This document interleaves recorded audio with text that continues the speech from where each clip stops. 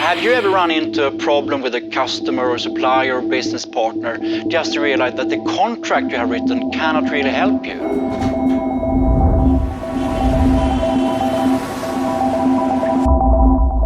It may be an outsourcing contract or a supply chain contract, a franchise agreement or alliance agreement or some other kind of agreement for a complex business relationship. You may experience a lot of friction in the relationship, or you may just feel that the other party is trying to take advantage of you. Then you go to the contract just to realize that you may have forgotten to address this particular problem in the contract. In any case, you realize that the contract won't help you. The main problem is probably not that you wrote a bad contract. The problem is instead that you wrote the wrong kind of contract, what we call a transactional contract. Ask yourself, why do we write contract to start with?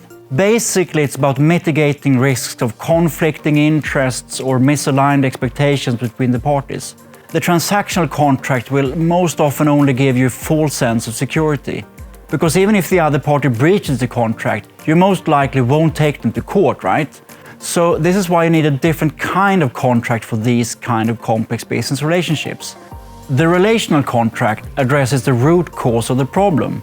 Its purpose is to create continuous alignment of interest and expectations throughout the term of the business partnership. And this is done by creating more of a flexible framework and also creating conditions for a fair partnership where you have clear alignment of goals and objectives and strong communication processes. The relational contract is as much a process as a document with a set content.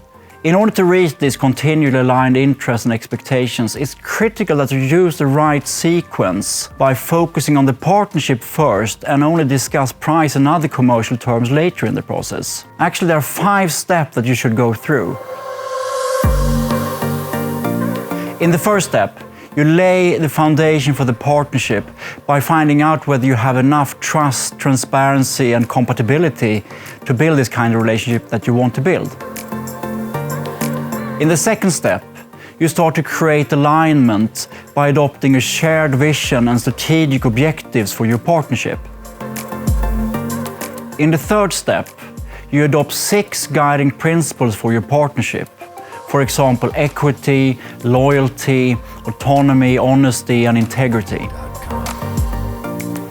At this stage, you have really laid the foundation for the partnership, and it's only now in the 4th step that you start to discuss the commercial terms of the deal, like the scope and responsibilities and pricing arrangement and all the other contract terms. In the 5th step, and this is crucial, you agree upon clear governance structures and processes for relationship management. The greatest benefit of the relational contract is that it will actually help you achieve your business objectives.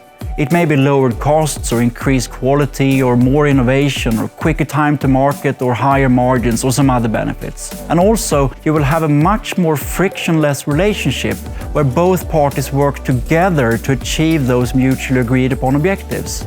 Ask yourself, what kind of contracts do you use in your most important business relationships?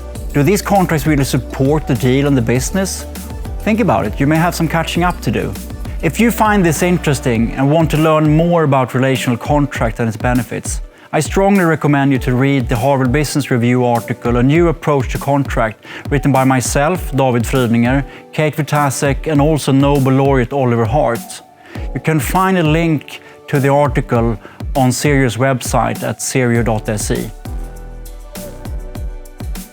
And by the way, if you enjoyed this and want more content like this, or maybe want to share your own perspectives of contracting, please like or comment this video. Bye!